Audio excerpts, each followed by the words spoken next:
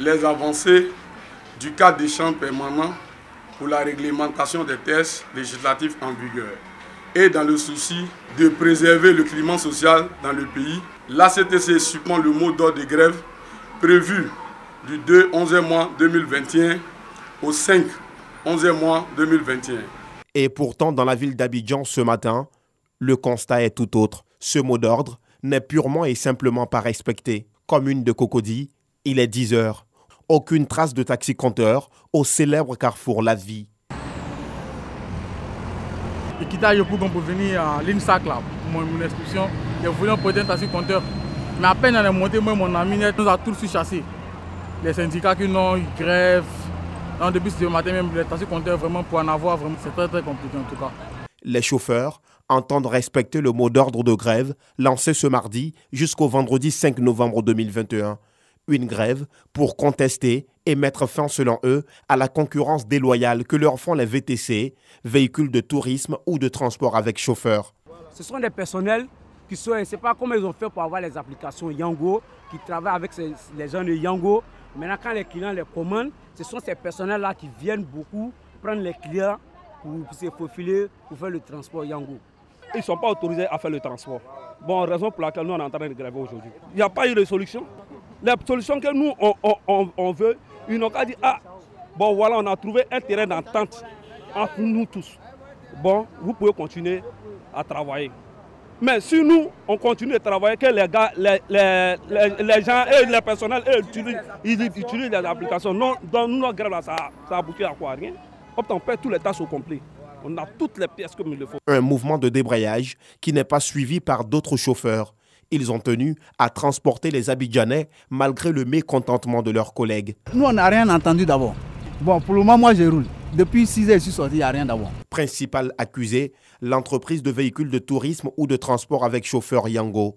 Joints par téléphone, les responsables de cette structure refusent pour l'heure de se prononcer sur la situation qui crée un véritable désaccord entre des syndicats et des organisations de régulation du secteur du transport. Nous, on avait grévé parce qu'on a dénoncé certains phénomènes concernant les taxis banalisés.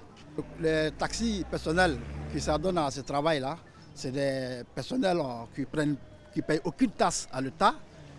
On s'est rendu compte qu'ils prennent tous nos clients sur le terrain. Donc c'est une concurrence déloyale à l'égard de notre activité. Donc il est temps qu'on prenne nos destins en main et on sort aujourd'hui pour dénoncer. Nous on interpelle le ministre Amadou Koné qui prend ses responsabilités en main, qui essaie de éradiquer ces phénomènes-là aujourd'hui, qui prend l'ampleur sur le terrain. Il y a des personnels qui sont là, qui ne font rien, qui vont se faire inscrire dans Yango. C'est la solution là que nous sommes en train de chercher. Il y a des applications, l'État est responsable. On dit que bon, maintenant, celui qui veut faire Yango, il doit avoir une carte de transport. Celui qui veut faire Yango doit avoir la visite technique 6 mois. Aujourd'hui, votre grève, elle est noble, elle est solitaire. Mais nous vous demandons, nous sommes en discussion avec le ministre des Transports, qui nous a reçus, qui nous a fait la promesse de mettre fin à l'injustice. Allez-y rouler, donnons-nous quelques semaines. Une bonne partie de la population abidjanaise, comme ici dans la commune d'Abobo, ont eu du mal à se déplacer au cours de cette journée du mardi 2 novembre 2021. La Côte d'Ivoire a partagé son expérience lors du Salon international des équipements, des technologies et des services de l'environnement Polytech à Lyon dans le cadre de la gestion de l'eau, de l'environnement et du développement durable en octobre dernier. Le Salon international Polytech est une vitrine des solutions environnementales pour l'industrie, la ville et les territoires. Et il est important pour nous que nous partageons donc ces expériences pour que ces questions environnementales, même quelle que soit la ville dans laquelle vous vous trouvez, que vous vous trouvez donc à Genoula, comme vous le dites tout à l'heure, que vous vous trouvez à Bouaké, à Yamsokro, etc. La question environnementale, elle est unique. C'est vrai qu'elle est spécifique à chaque ville, mais la question environnementale, il faut qu'on puisse l'attaquer véritablement en Côte d'Ivoire. Et ça contribue donc à la réduction des effets donc, des gaz à effet de serre, à la réduction donc, des changements climatiques. Ça permet de faire connaître le consulat de Côte d'Ivoire à Lyon, qui est méconnu sur le plan qu'on appelle la région et au niveau aussi d'Abidjan, ça va permettre aussi de nous que la Côte d'Ivoire est aussi implantée ici. Ce salon était une occasion pour la Côte d'Ivoire de saisir toutes les opportunités pour attirer les investisseurs. Les participants ont pris part au parcours inaugural avec un passage auprès des stands institutionnels et à l'ouverture officielle du salon. Nous sommes ici à la recherche essentiellement de partenaires techniques, de partenaires en matière d'investissement, puisque la Côte d'Ivoire a quand même un potentiel formidable. Et ce sera avec de bons partenaires que nous pourrions nous préparer dans le cadre donc, de la transition écologique et pourquoi pas pour le développement de nos territoires. La 29e édition du Salon international Polytech a accueilli près de 2200 exposants et 70 000 visiteurs issus du secteur de l'industrie, des collectivités, du bâtiment et du secteur tertiaire. Le Salon international Polytech se positionne comme l'événement de référence pour les professionnels de l'environnement.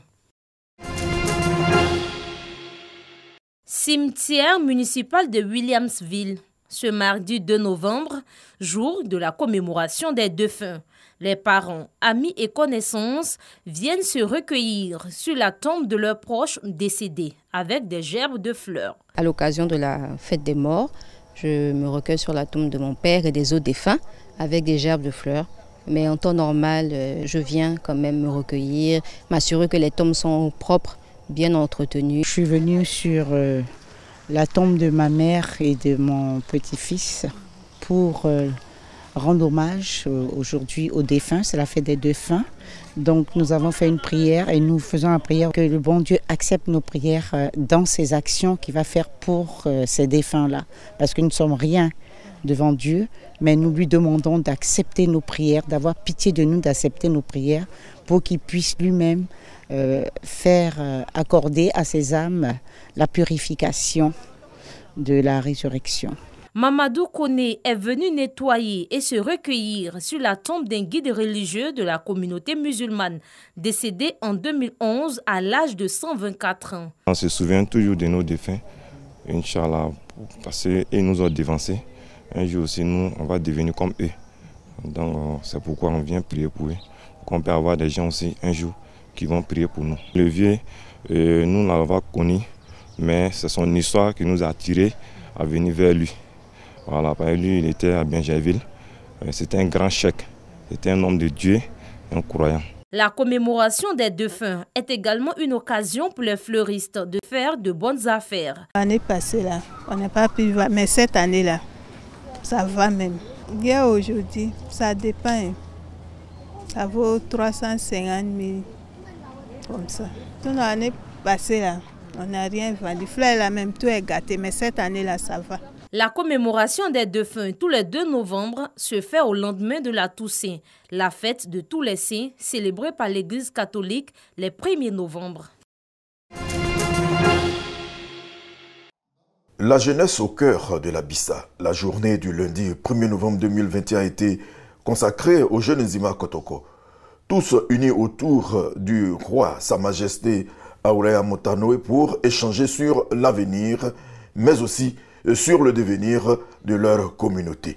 Tous les lundis d'Abissa, nous rassemblons tous les jeunes Nzima de tous les contrées de Côte d'Ivoire pour qu'on puisse être autour de notre Edombolé, qui a pour sens la cohésion, la solidarité, l'entente pour magnifier notre roi.